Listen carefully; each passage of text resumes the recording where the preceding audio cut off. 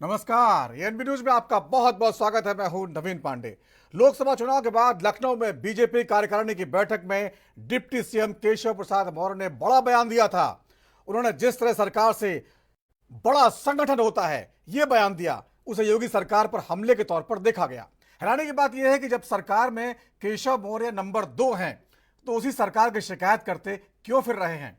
इतना नहीं, बीजेपी अध्यक्ष जेपी नड्डा और यूपी बीजेपी अध्यक्ष भूपेंद्र चौधरी के साथ इतनी बड़ी मीटिंग में मंत्रणा करने के बाद वे फिर दिल्ली मिलने क्यों आ गए।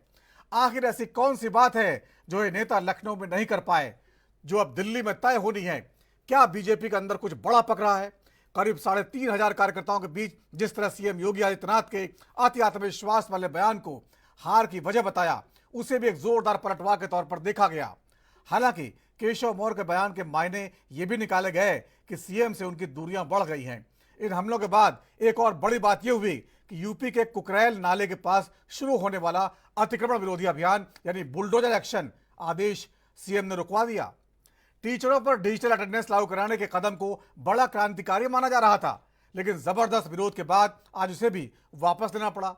तो बड़ा सवाल यह है, क्या सीएम योगी दबाव में हैं और जिस तरह चौतरफा बयान उनके खिलाफ आ रहे हैं वो किसी बड़े फैसले का संकेत है।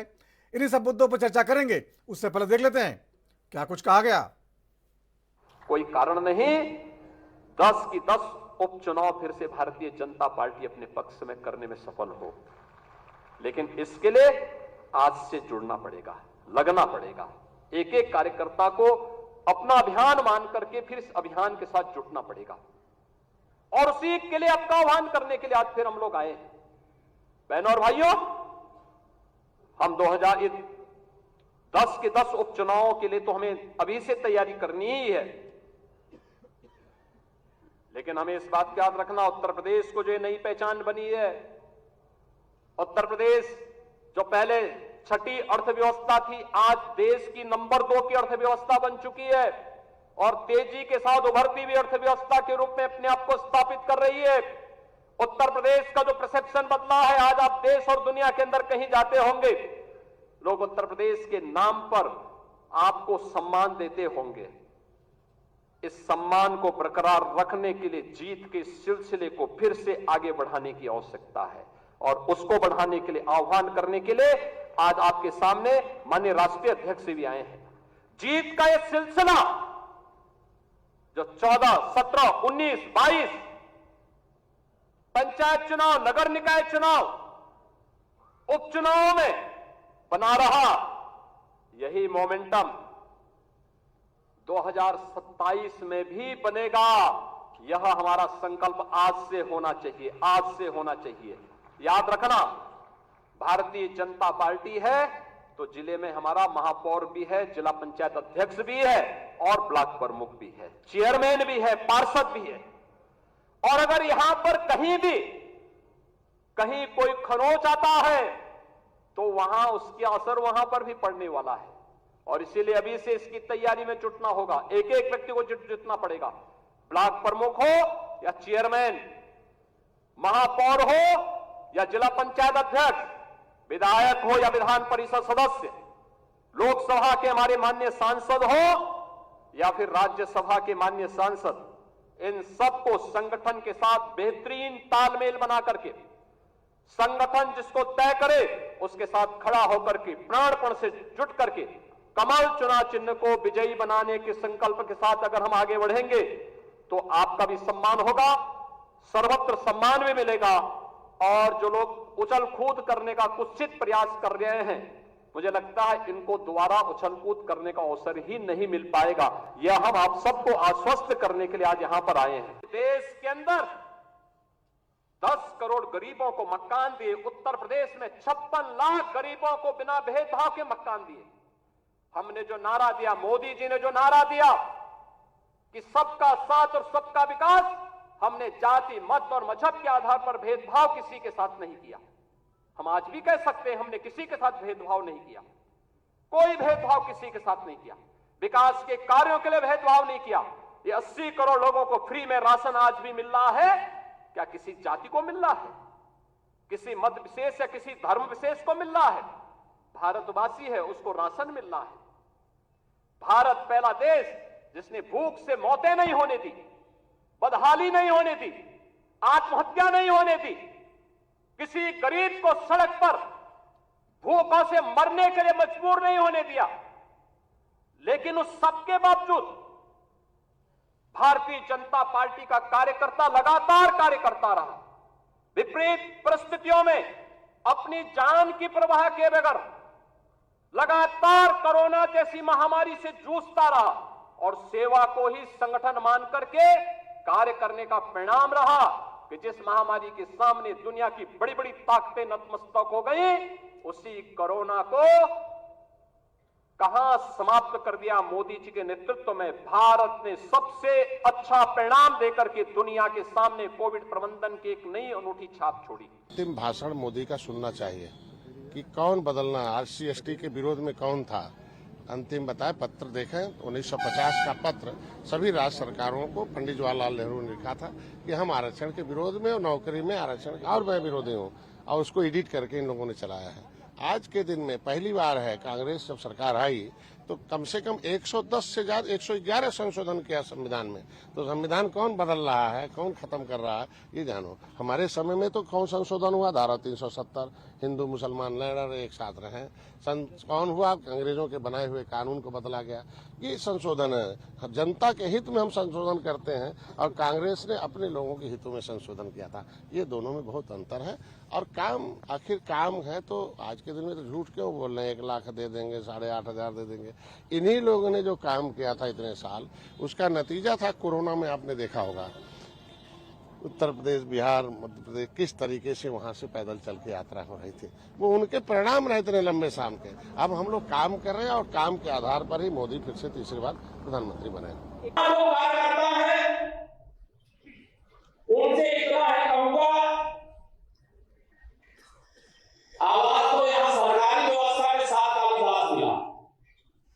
मैं सदा कहता था और आज इस प्रदेश कार्य समिति में मैं संगठन के वरिष्ठता हमारे देश के और प्रदेश के नेतृत्व के सामने कह रहा हूं, संगठन सरकार से बड़ा है।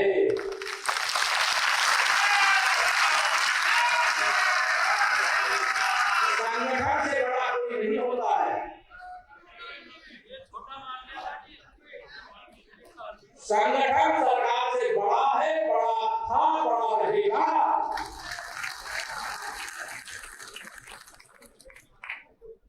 भारतीय जनता पार्टी के कार्यकर्ता के नाते यहां जितने भी मंत्री परिषद के सब हमारे वरिष्ठ साथी लोग भी बैठे हैं। 7 कालिदास मार्ग का दरवाजा। मैं अपने को मानी तावड़ी जी बैठे, हमारी अरुण जी बैठे हैं, हमारी रेखा बहन जी बैठी हैं, राष्ट्रीय नेतृत्व हमारे किसान मोर्चा के राष्ट्रीय अध्यक्ष जी बैठे, हमारे राष्ट्रीय मंत्री जी बैठे, सबके सामने कह मैं उप मुख्यमंत्री अपने को बाद में मानता हूँ, भारतीय जनता पार्टी का कार्यकर्ता पहले मानता हूँ। और सबसे जो भी किसी जिम्मेदारी में बैठे, चाहे वो उप मुख्यमंत्री के नाते, चाहे मंत्री के नाते, चाहे विधायक सांसद के नाते, सबसे जो जनप्रतिनिधि है उनसे यही अपेक्षा है। हम पहले कुछ बनते क्या नहीं, इसे सभी कार्यकर्ताओं को मान सम्मान दें, उनकी समस्याओं का सर्वोच्च प्राथमिकता के आधार पर समाधान करें। प्रधानमंत्री को उन चापलूसों को पकड़ के सजा देनी चाहिए जो उनको गुमराह करते हैं। अरे अभी पूरे भारत देश ने वोट डाला, सीटें घट के 303 से पहुंच गई 240। अब भी उनको फॉलोवर बढ़ा रहे हैं उनके। तो ये कैसी गणित है कि फॉलोवर बढ़ रहे हैं, वोट कम हो रहे हैं, सीटें कम हो रही हैं। अरे प्रधानमंत्री जी, कुछ तो काम करिए देश के। कभी इटली जाके फोटो खिंचवा के आप विषय बदलते हैं, कभी सोवियत रूस का दौरा करते हैं, वहाँ देश हित में कुछ नहीं होता है, और कभी आज की न्यूज़ बना दी फॉलोवर। अरे फॉलोवर बढ़ रहे हैं, वोटर घट रहे हैं, कुछ तो शर्म करो भाजपा वालों। तो जिस तरह के बयान आ रहे हैं, रविवार को बीजेपी कार्य समिति की लखनऊ में बैठक हुई थी, उसके बाद डिप्टी सीएम केशव मौर्य दिल्ली में है। दिल्ली में पार्टी अध्यक्ष जेपी नड्डा से उनकी मुलाकात चल रही है। ऐसे में बड़ा सवाल यह है, क्या उत्तर प्रदेश में कुछ बड़ा होने वाला है? योगी आदित्यनाथ ने 2 बड़े फैसले वापस लिए। आमतौर पर योगी जी अपने फैसले बदलते नहीं है, खासकर बुलडोजर वाला जो उनका फैसला है, एक प्रतीक बन चुका है यूपी सरकार का, इस बार वो फैसला भी बदला गया है।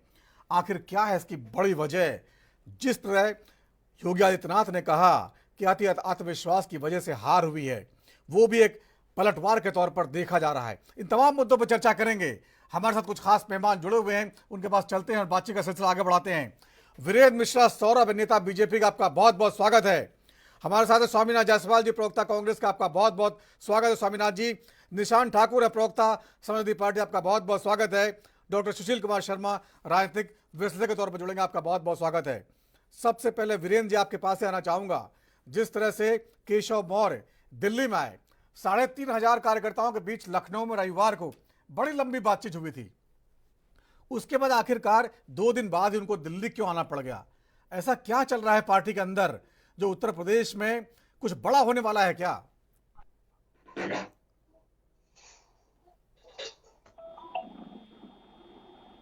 भारतीय जनता पार्टी कार्यकर्ताओं की पार्टी है और कार्यकर्ता संगठन पर ही सरकार खड़ी होती है, और उस संगठन और सत्ता के बीच हमेशा अपने पार्टी के विशेष रूप से ध्यानगत रखते हुए संगठन ही उस पर निगाहें रखता है। तो निश्चित तौर से अगर बातें होती हैं तो चर्चा और परिचर्चा विपक्षियों में होती है। उन्हें ऐसा लगता है कि संगठन के ढांचे पर खड़ी हुई भारतीय जनता पार्टी कोई व्यक्तिवादी पार्टी नहीं है, कोई परिवारवाद की पार्टी नहीं है, बल्कि ये पार्टी देश और राष्ट्र प्रेम पर निखार होने वाली पार्टी है, और वो अपने प्रति और अपने कार्यकर्ताओं के प्रति, समाज के प्रति, देश के प्रति उसके क्या अपने कर्तव्य है, उन्हीं कर्तव्यों का वीरेंद्र मिश्रा जी, हमेशा ये तमाम बातें तो खैर आप लोग करते रहते हैं। ये बताइए कि केशव मौर्य जी जो है वो यूपी प्रदेश अध्यक्ष बनने वाले हैं या सीधे राष्ट्रीय अध्यक्ष बन जाएंगे इस बार? तो आने वाला समय और वक्त बताएगा पांडे जी। ठीक है, आप नहीं बताएंगे, पत्ते नहीं खोलेंगे। ठीक है, स्वामीनाथ जायसवाल जी, बहुत बड़ा बीजेपी में उलटफेर हो रहा है। पहली बार योगी जी ने 2 बड़े फैसले वापस ले लिए। बुलडोजर का एक्शन रोक दिया गया लखनऊ में, और डिजिटल जो हस्ताक्षर टीचरों के हो रहे थे, बड़ा विरोध हो रहा था, उसको भी रोक दिया गया। लग रहा है आपको कि जो असर हो रहा है? देखिए, जब केजरीवाल जी बाहर आए थे तभी बोले थे कि योगी जी पे खतरा मंडरा रहा है, और आज दिख रहा है जिस तरह से वो संकल्प लेकर आगे बढ़े थे, अब न उनका संकल्प रहा न विकल्प रहा। बुलडोजर भी ठंडा पड़ गया, और उनका जो निर्णय लिया गया शिक्षकों को डिजिटल सिग्नेचर और उनके हाजिरी की बात, उसको भी वापस लेने के लिए सांसदों ने भी, छत्रपाल गंगवार जी और अन्य उनके लीडरों ने विरोध करना खुद ही शुरू कर दिया।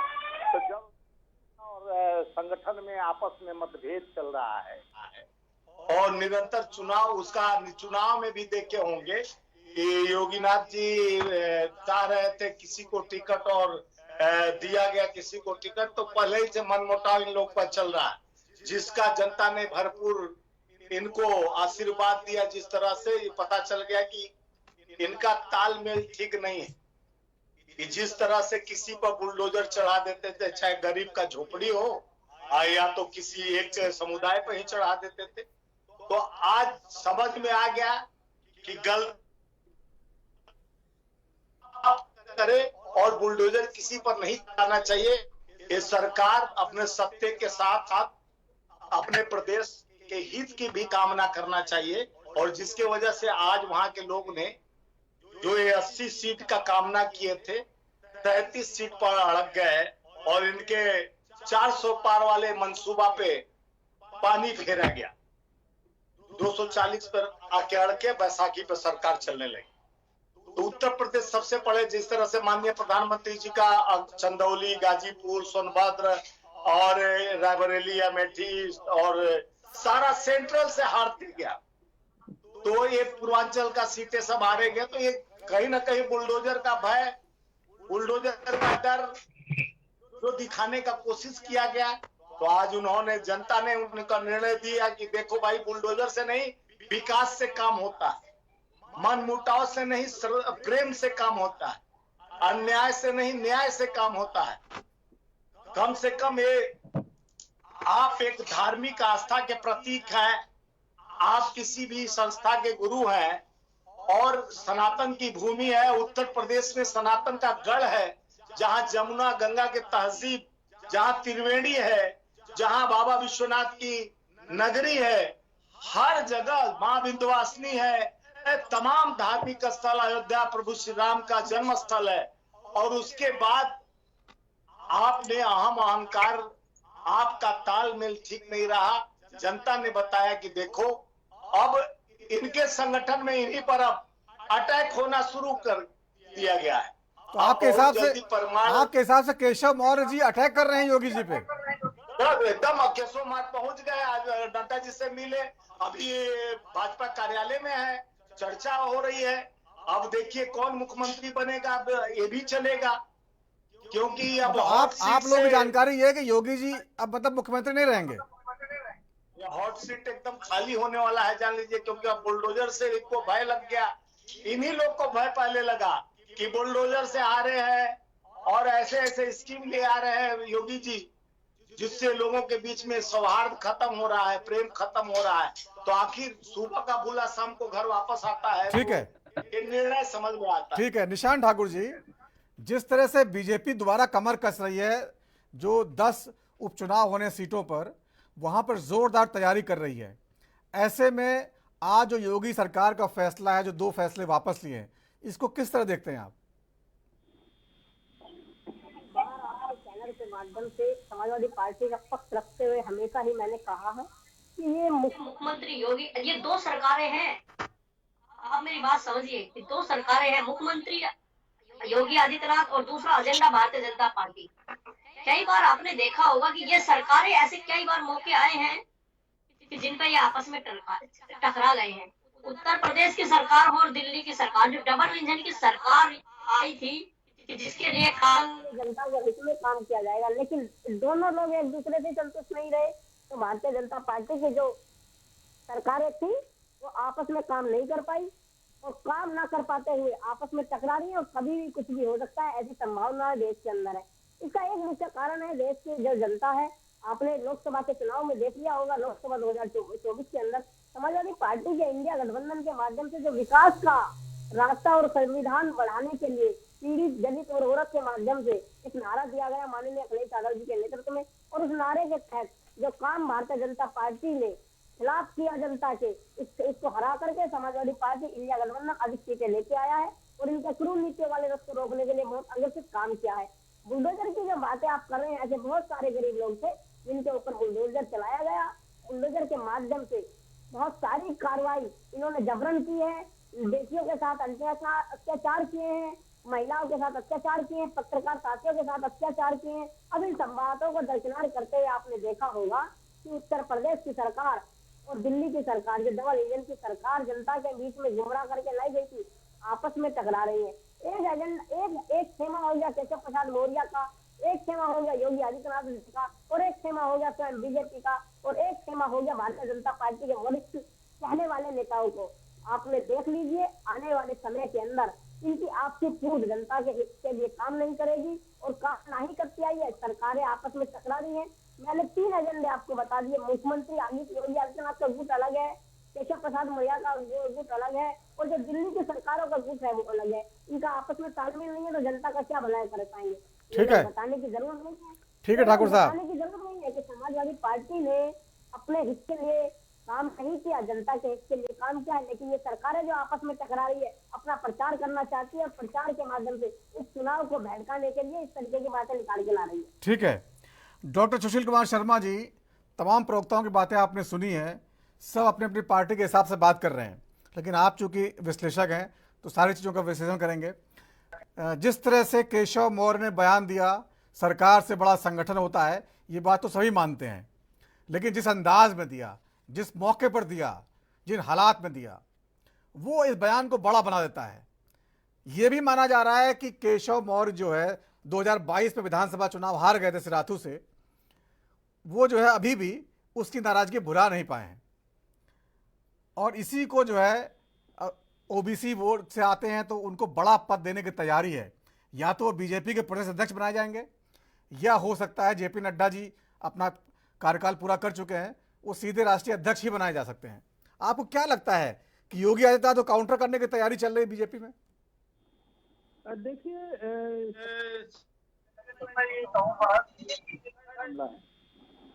बीजेपी राष्ट्रीय अध्यक्ष हैं, उन्होंने यूपी के डिप्टी सीएम बुलाया, उनसे मुलाकात की, या भी मुलाकात इस समय ऑनगोइंग है। तो खाली जेपी अगले साल में कुछ राज्यों में चुनाव ड्यू हैं, और ये एक तथ्य जो सभी प्रवक्ताओं ने कहा कि अभी ओबीसी का वोट बीजेपी के झोले से गिरा है इस यूपी के इलेक्शन में। तो ये बहुत सारे छोटे छोटे कंसर्न हैं। बाजार में तो थ्योरी यहाँ तक भी है कि शायद योगी जी को बदला जा सकता है, क्योंकि जो 44 सीटें इनके हाथ से गई हैं, समाजवादी पार्टी को आई हैं, अगर उन पार्लियामेंट्री सीट को आप कन्वर्ट करें असेंबली सीट्स में तो वो 200 प्लस के लगभग आंकड़ा बैठता है। तो ये माना जा रहा है कि विरोधी खेमे में ये मान रहे हैं कि बीजेपी सरकार ऑलरेडी हार चुकी है उत्तर प्रदेश में, योगी जी नैतिक रूप से हार गए हैं। लेकिन मुझे लगता है कि ये सारी चीजें अलग हैं, और बीजेपी इन चुनावों में इतना अच्छा इसलिए नहीं कर पाई, उसके कई कारण हैं।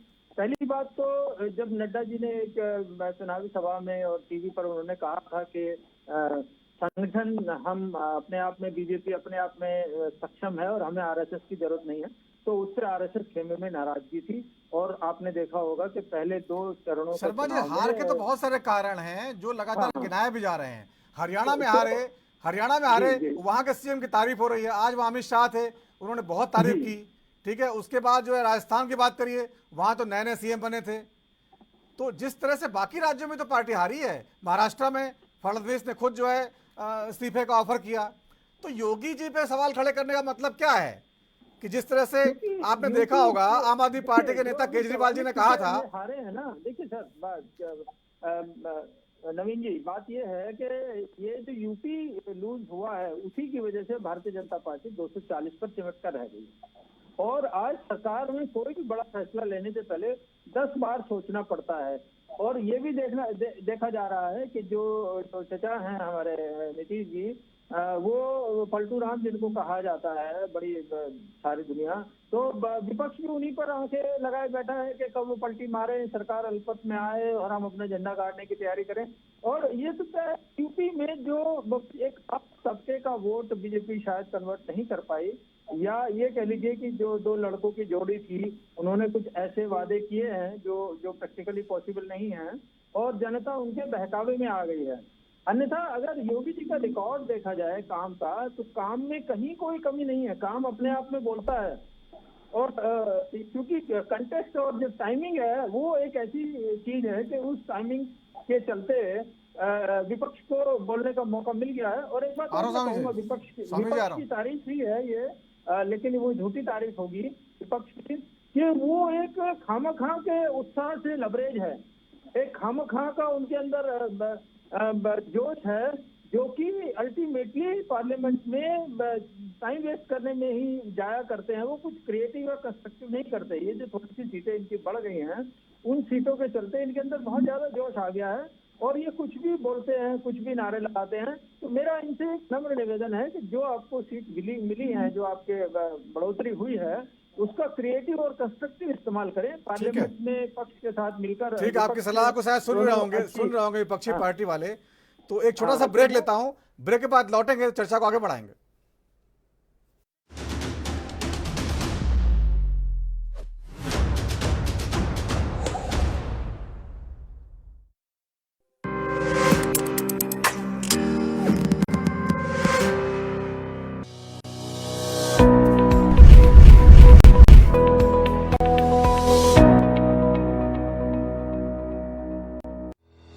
जल संरक्षण के लिए उत्तराखंड सरकार आज हर संभव प्रयास कर रही है। लखनऊ से मैं जितेंद्र सिंह। हिमाचल की राजधानी शिमला से ANB न्यूज के लिए मैं मुक्तिनाथ ठाकुर। छत्तीसगढ़ की राजधानी रायपुर से मैं अखिलेश तिवारी राजपुर। देवभूमि उत्तराखंड से मैं अमित चौधरी। राजनांदगांव, वाराणसी, चंबा, बिलासपुर, भूतपुर, गुरुग्राम, खरौना, फरीदाबाद, लुधियाना, हरिद्वार।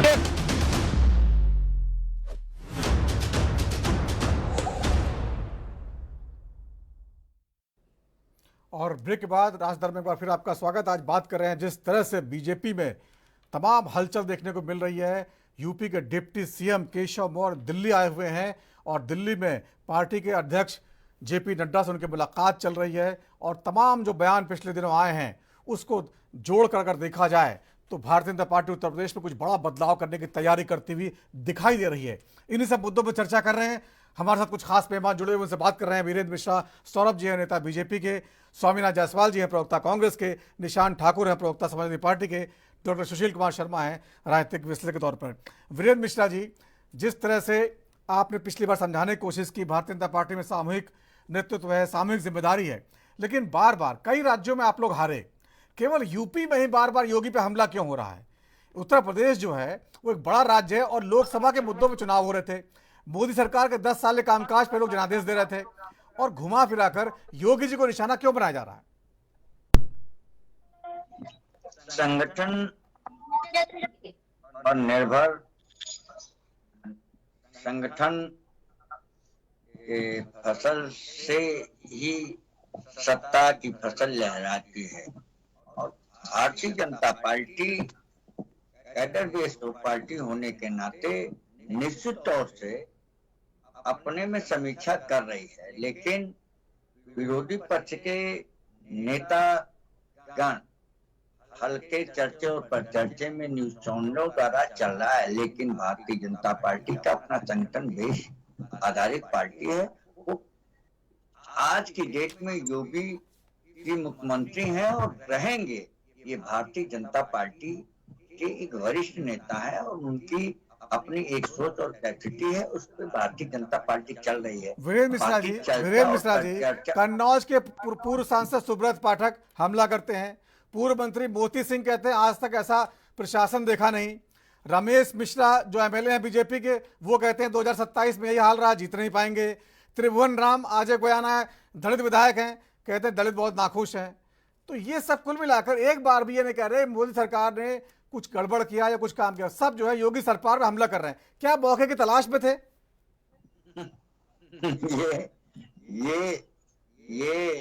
ये पार्टी वो बताएं, उनके सवालों के जवाब होंगे वो बताएंगे। ये सब आपके तो लोग हैं, ये सब आपके ही लोग हैं, ये सब जो है।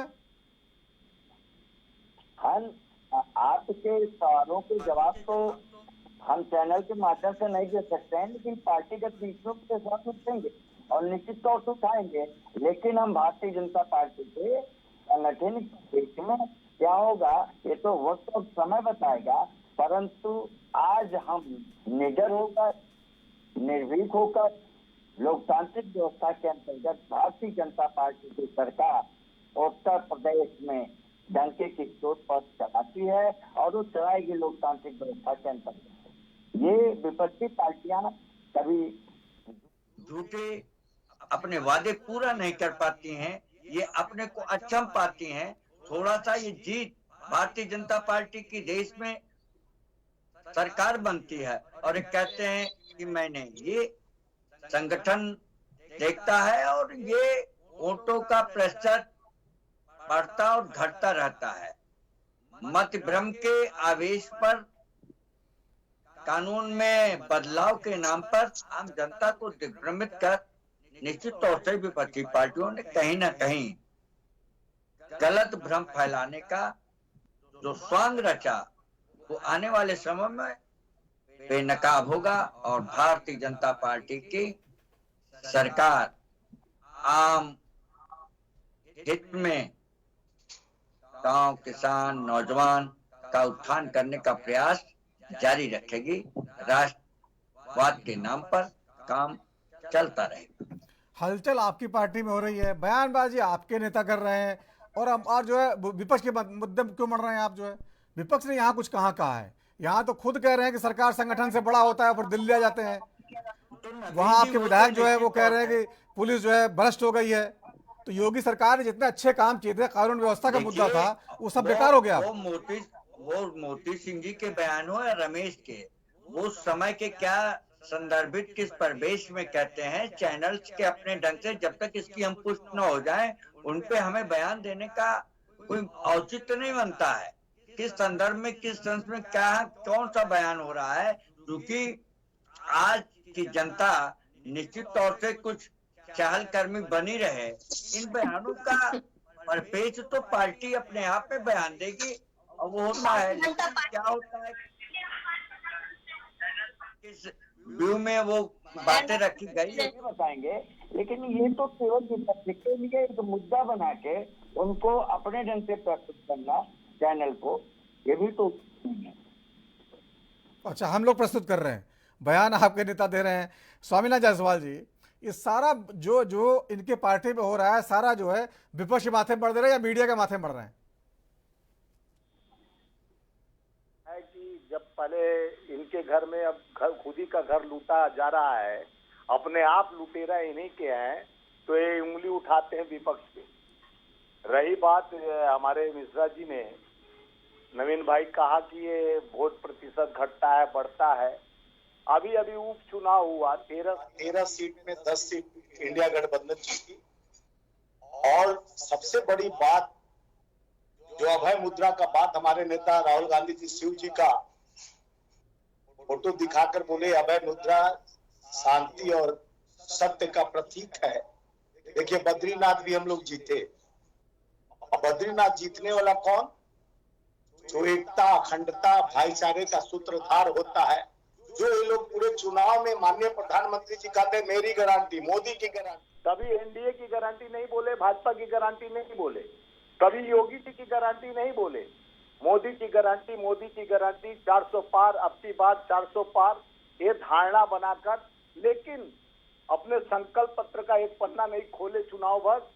मंगलसूत्र, मुजरा, भैंस खोलकर, जमीन छीनकर, इस तरह का निरेटिव फेस किया गया। देश के लोग जान गए कि हम प्रधानमंत्री के उनके संकल्पों की बात सुनना चाहते हैं कि प्रधानमंत्री कितने युवाओं को नौकरी की बात करेंगे, कितने रोजगार की बात करेंगे, कितने जो स्टार्टअप इंडिया और स्किल डेवलपमेंट की बात करेंगे, देश में कितने कल कारखाने फैक्ट्रियां लगाए हैं, कितने स्मार्ट सिटी बनाए हैं, कितने बुलेट ट्रेन चलाए हैं, कितने देश के दुर्दशा 254 लाख करोड़ बिस्तर से कर्ज हो गया। और उसके बाद 40 साल का महंगाई दर 42.5%, 25 साल के बच्चे बेरोजगार घूम रहे हैं। भरूच में 4 नौकरी निकला था, लाखों बच्चे पहुंच जाते हैं। ये दशा खड़ा कर दिए गए हैं प्रधानमंत्री जी।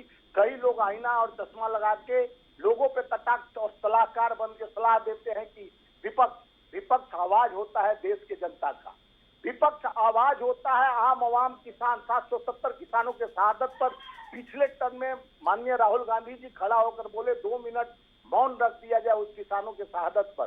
तो किसान को खालिस्तानी पाकिस्तानी का निरेटिव सेट किया गया, उनको क्या क्या कहा गया, लेकिन उनके लिए मौन नहीं रखा गया। 3 काले कानून लाए गए, एमएसपी की बात नहीं हुई आज तक, और न कानून बनाया गया। और दूसरी बात, जनता त्रस्त हो गया इनके झूठ और जुमलों पर। 2 करोड़ नौकरी का जुमला कौन लेके आया था, 15 लाख खाते का जुमला कौन लेके आया था। 11 साल में सरकार चली गई, 35 लाख सरकारी पद खाली हैं हर साल, और 4-4.5 लाख रेलवे में जो रोज हादसा होता है। बालासोर में 298 लोगों का मौत हुआ, बंगाल में हुआ, तमाम ठंडी दिखाने प्रधानमंत्री आ जाते हैं, लेकिन उस पर नौकरी की बात आती है तो ताला, जो वित्त मंत्री है ताला लगा चुकी है। कॉन्ट्रैक्ट फार्मिंग पे सरकार चल रही है, कॉन्ट्रैक्ट की सरकार चल रही है। बड़े पूंजीपतियों का हाथ और साथ चल रहा है, सब देखा दुनिया भर। पहले तो बोले टेम्पू पर पैसा लाद के अडानी अंबानी पहुंचाते हैं राहुल जी के यहाँ, लेकिन मलाई खाने कौन जाता है वो देश देखा। तो देश का दुर्भाग्य है झूठ और जुमलों के बिसात पर सरकार। और जो तो स्वामीनाथ जी आप भी तो सारा हमला केंद्र सरकार पर कर रहे हैं, योगी सरकार को क्यों बदनाम किया जा रहा है? नहीं, अब आ रहा हूँ, योगी सरकार पे भी आ रहा हूँ।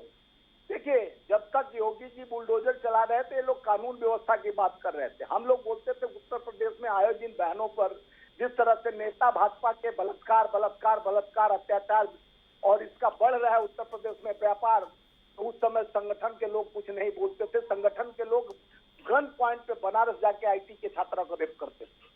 संगठन के मंत्री और एमएलए सिंगर और विजय गोड़ जैसा बेटियों का रेप करते थे।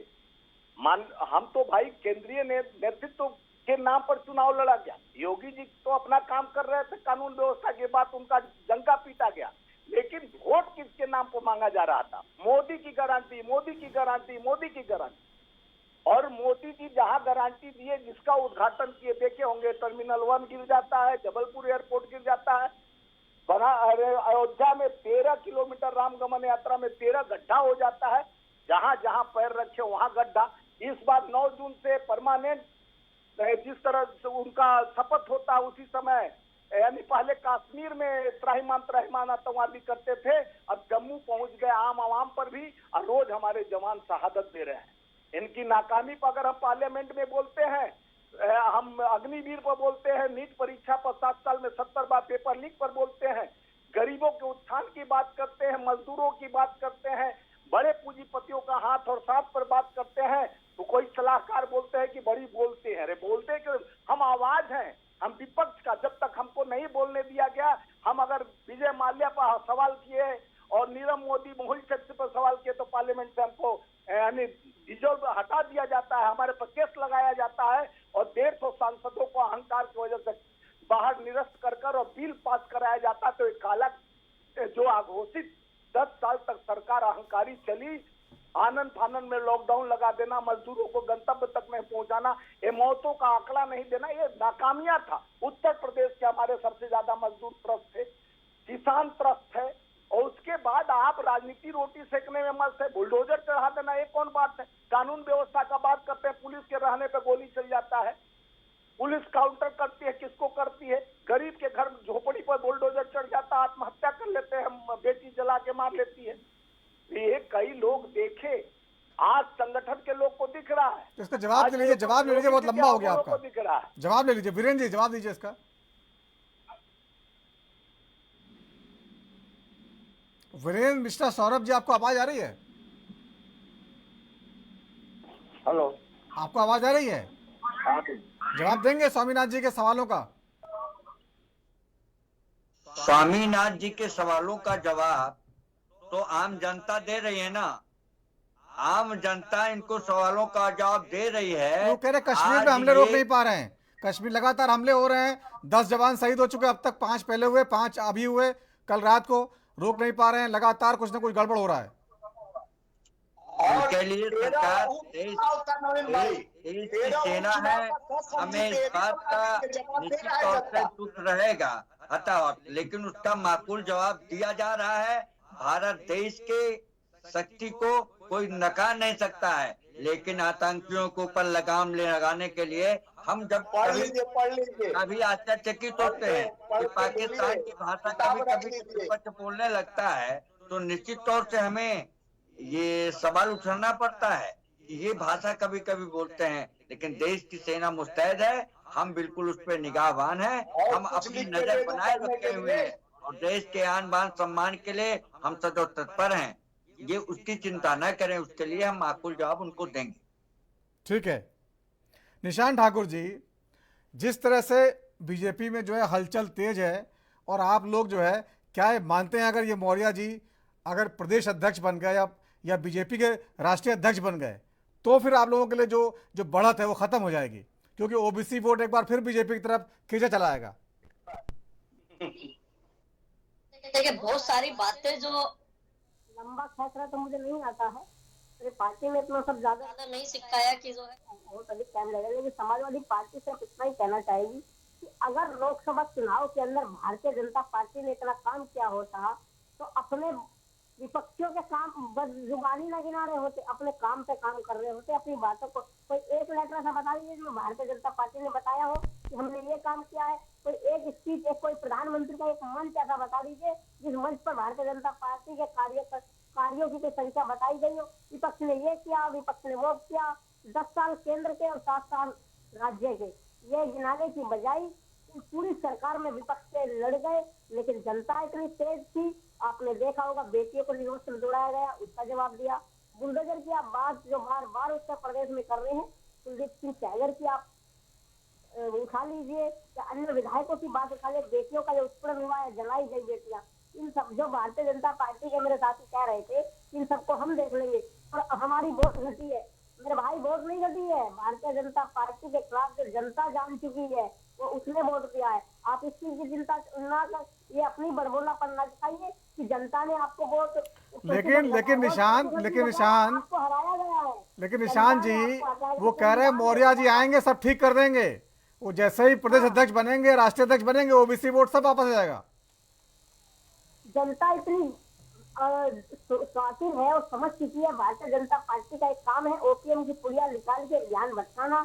जब वो ध्यान भटकाना काम नहीं कर पाया, श्री राम जन्मभूमि के नाम पर इन्होंने वोट मांगा, राम जन्मभूमि हार गए, अयोध्या हार गए, मेरठ क्या बोले केदारनाथ बद्रीनाथ हार गए। जनता सब कुछ जान चुकी है कि भारतीय जनता पार्टी के जो कुनीतियों को समाजवादी और इंडिया गठबंधन ने जो रोका है उस पर जो गठबंधन पर रोक लगाई है। आप देखिए सदन में प्रधानमंत्री जो कभी नहीं खड़े होते थे, अपने मनमानी के अनुसार चीज देते थे, उन प्रधानमंत्री को विपक्ष का जवाब देना पड़ा। अपनी मनमानी करने के लिए कुर्सी से 4 बार उसके भाषण देना, इस बात को कट करना पड़ा। अब देश में मनमानी नहीं चलेगी। भारतीय जनता पार्टी के खिलाफ में जो जनता की सरकार आई है, जनता का जो विपक्ष आया है, इनकी बढ़ती हुई कुनीतियों के रथ को समाजवादी पार्टी के माध्यम से उत्तर प्रदेश से अधिक तरीका जा करके, और जो बात आप बार बार करा रहे हैं उत्तर प्रदेश से जो योगी आदित्यनाथ की सीटें हारी है, वो सीटें हारी नहीं है, जनता जान चुकी है। जनता के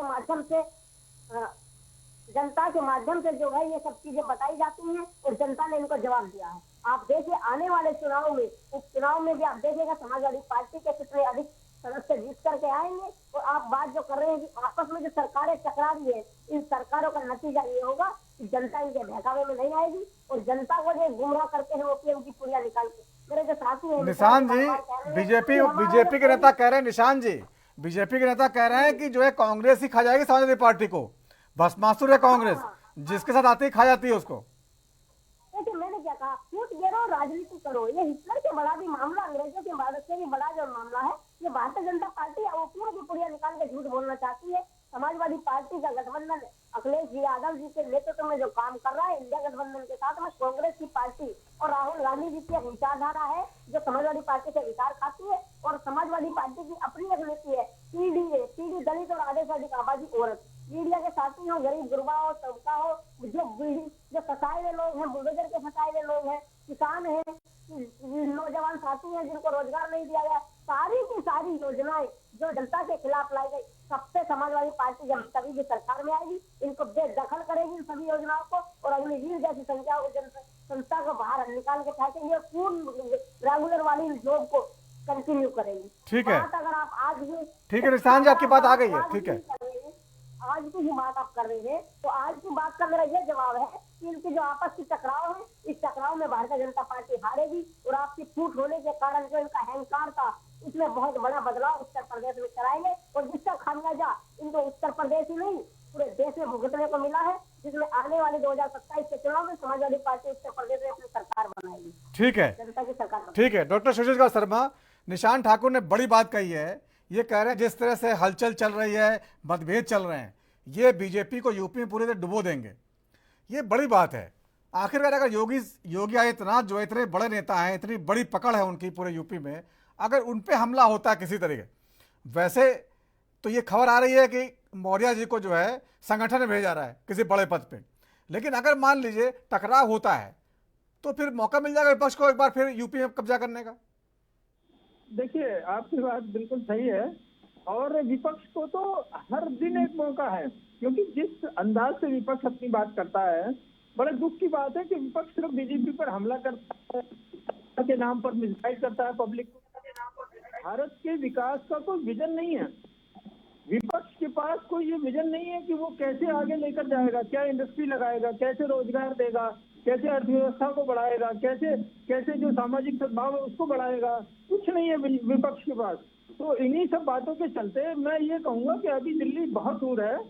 तो जहां तक योगी जी का सवाल है, योगी जी बड़े मजे हुए, बड़े ऊंचे कद के नेता हैं और उत्तर प्रदेश का जो मुख्यमंत्री होता है, दूसरी बार उसको भारतीय जनता पार्टी ने मुख्यमंत्री बनाया है, तो कुछ देखकर सोच समझकर बनाया है। और जैसा कि आपने खुद ही कहा है कि ये जो चुनाव मोदी जी के नाम पर लड़े गए थे, और ये पार्लियामेंट्री इलेक्शन थे, स्टेट इलेक्शन से इसका लेना देना नहीं होता है, उसकी वोटिंग पैटर्न अलग होता है और इसका वोटिंग पैटर्न अलग होता है। तो योगी जी को मुझे नहीं लगता कि कोई खतरा है, मगर हाँ, क्योंकि विपक्ष के पास किसी भी बात से उत्साहित होने का मौका है, वो छोटी सी बात को भी बहुत बड़ा मान लेते हैं और उसको उत्साहित होने लगते हैं और जो केंद्र में सरकार है उसके खिलाफ अनर्गल इधर उधर बहकाने लगते हैं। तो मेरा एक बार फिर से विपक्ष को ये सदुपदेश है कि अगर जनता ने आपको मैंडेट दिया है, चाहे वो 8,000 8,500 की टकाटक की सैलरी के नाम से बरगलाने पर दिया, या 1 लाख रुपए की पहली नौकरी के नाम पर दिया, या जो भी सब्सिडी की आपको जो रेवड़ियां बांटने के नाम पर दिया है, तो इसका मौके का फायदा उठाइए। और अब तो एक और चीज बहुत अच्छी हो गई है कि माननीय राहुल गांधी जी विपक्ष के नेता बन गए हैं, तो तकरीबन हर बड़ी मीटिंग में वो मोदी जी के साथ रहेंगे। तो मोदी जी का जो ऑरा है, जो एक चमत्कारी ऑरा है, जो काम करने का ऑरा है, जो उनकी प्रतिभा है, उससे राहुल जी कुछ प्रेरणा लें, उससे कुछ सीखें, ताकि देश के विकास में दोनों नेता, बड़े नेता मिलकर काम कर सकें और भारत देश को बहुत जल्दी तरक्की की तरफ ले जाए। स्वामीनाथ जी कुछ कहना चाहते हैं आपके बयान पे? स्वामीनाथ जी बोलिए। जी जी देखिए, सुशील जी बहुत अच्छा सलाह देते हैं, अपना सलाह अपने पास रखे। देश के प्रधानमंत्री जी इतने ज्ञानवान हैं कि नाली में से गैस निकालकर पकौड़ा तलवा देते हैं। देश को 2 करोड़ नौकरी देने के बाद प्रधानमंत्री ने कहा था, बहुत अच्छे विद्वान हैं, उन्होंने A+B का होल स्क्वायर प्लस 2AB, अलग से 2AB कहाँ से आया, मैथमेटिक्स सिखाते हैं। परीक्षा पे चर्चा करते हैं, पेपर लीक पे बात होता है, नीट परीक्षा पर बात होता है, उनके मुंह से आवाज नहीं निकलता है। प्रधानमंत्री यूक्रेन का युद्ध फोन पर रुकवा देते हैं। मणिपुर डबल इंजन की सरकार है, 3 बार राहुल गांधी जी गए, राहुल गांधी जी विनती किए, आग्रह किए कि मणिपुर आप ही का सरकार है। उसके लिए उनके आरएसएस प्रमुख भी बोले कि 1.5 साल से जल रहा है मणिपुर, इनका जो आरएसएस है वो भी के प्रमुख बोले मोहन भागवत जी की मणिपुर को देखिए। लेकिन प्रधानमंत्री जी बंगाल और कहां पहुंचा देते हैं, लेकिन मणिपुर पर जवाब नहीं देते हैं। तो देश का हिस्सा मणिपुर भी है, मणिपुर जल रहा है। युवा के रोजगार पे बात होता है, वैसे जो सलाहकार लोग होते हैं, जो मीडिया में बैठ जाते हैं और ज्ञानवान बनते हैं अपने को, जो इंटीरियर साइंस में MA किए होते हैं, जो ज्ञानवान पुरुष हैं, जिनको देश के लक्ष्य के बारे में क्या बात होता है, खाली धर्म में बांटो, जात में बांटो। 13 सीट विधानसभा में अभी समग्र विकास कैसे करेंगे, मणिपुर का सोल्यूशन कैसे करेंगे? बुराई करना, क्रिटिसाइज करना, जनता ऊब जाती है। ये क्या है जयसवाल साहब? मौके का आपको जनता ने मौका दिया है, उसको फायदा उठाइए। सलाह देंगे आप हमको, आप अपनी ऊर्जा का सही इस्तेमाल सलाह देने लायक नहीं है। एक जो बैठता है तो विजन बताता है दोनों पक्ष का। राहुल गांधी जी ने पार्लियामेंट में कहा कि जो बच्चे हमारे लाख बच्चे, सुनिए मैंने आपको कहा, एक बार सुन लीजिए तो सही, एक बार सुन लीजिए। शर्मा जी सुनिए तो सही। राहुल गांधी जी ने बोला अपोजिशन दोनों के तरफ से, यानी अभी हो रहे हैं, अरे फर्जी बात मत करिए।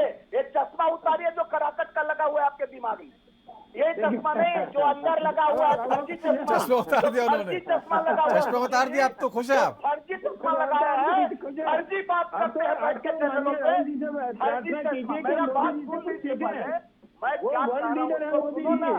अरे यार फर्जी बात करना बंद करो, थोड़ा बात सुनो, दुनिया के बात सुनो। बहुत ज्ञानी अपने को बनते हो, सुनने का पता रखो, सुन लो थोड़ा सा 2 मिनट धैर्य रखो। सुनिए, आप थोड़ा बहुत ज्ञानी पुरुष है, मानता हूँ कि अब बहुत आप जैसा हम नहीं बन सकते, आप इंटेलिजेंस है, आप जैसा हम टाई नहीं लगा सकते, ज्ञानवान है, अब ब्राह्मण भी है, समझदार है, हम नहीं है, कर सकते हैं। लेकिन हमारा आप ये फर्जी चोला उतार सकते हैं? नहीं, फर्जी चोला तो आप ही पहने हैं वो लगा के, हम नहीं पहने, हम तो देसी आदमी हैं। हमारे मिश्रा जी देश के विकास की बात करें ना। फर्जी तो अंग्रेजों का चाहिए, आप लगाए, कश्मीर से कन्याकुमारी आप टूट वाले हैं, बात नहीं सुनेंगे, किसानों की इनकम टूट वाले, हम किसान की बात करते हैं। शर्मा जी सुन लीजिए, समय नहीं बचा। शर्मा जी सुन लीजिए, आखिरी बात कर रहे हैं, जवान बात नहीं सुनते हैं, यही बात है। बोले समय कम है, स्वामीनाथ जी समय कम बचा है, बोलिए। माननीय सुशील जी, हमारे राहुल गांधी जी ने कहा एक मैसेज पार्लियामेंट से जाना चाहिए। पक्ष विपक्ष दोनों के तरफ से जाना चाहिए। जो बच्चों के भविष्य की, जो देश के नवनिर्माण में भागीदारी देंगे, आने वाले भविष्य हैं, उनके साथ जो घटना नीट का हुआ है, एक दोनों समझौता करके मैसेज देंगे तो एक अच्छा मैसेज बच्चों में जाएगा। उनके जो आज दिमाग में, जेहन में जो गलतफहमी है वो भी दूर होगा। तो इस तरह का मैसेज देने की बात करते हैं राहुल गांधी जी। आप लोग देखिए कैसे स्मृति ईरानी पर कटाक्ष लोग कर रहे थे, तो राहुल गांधी जी सम्राट की तरह हृदय बढ़ा के जिस तरह से स्मृति ईरानी को संसद में हाथ उठाते तो फ्लाइंग किस दिखता था, लेकिन राहुल जी बोले सभी कार्यकर्ताओं नेताओं को हारना जीतना अपनी बात है और किसी पर पर्सनल अटैक नहीं करना चाहिए। हमारे विचारों का आदान प्रदान होना चाहिए। समय खत्म हो चुका है। किसी नेता पर पर्सनल अटैक नहीं होना चाहिए। ठीक है। और बार बार राहुल जी पर अटैक, बिल्कुल जिस तरह से राजनीति चल रही है और लगातार तमाम योगी सरकार पे हमले हो रहे हैं, लगता है बीजेपी में कुछ बड़ा बदलाव होने वाला है। बहुत बहुत धन्यवाद चर्चा में शामिल होने के लिए आप सभी मानों का। तो राजधर्मा जितना ही वक्त छोटे से ब्रेक का है, ब्रेक के बाद भी खबरों का सिलसिला जारी रहेगा। नमस्कार।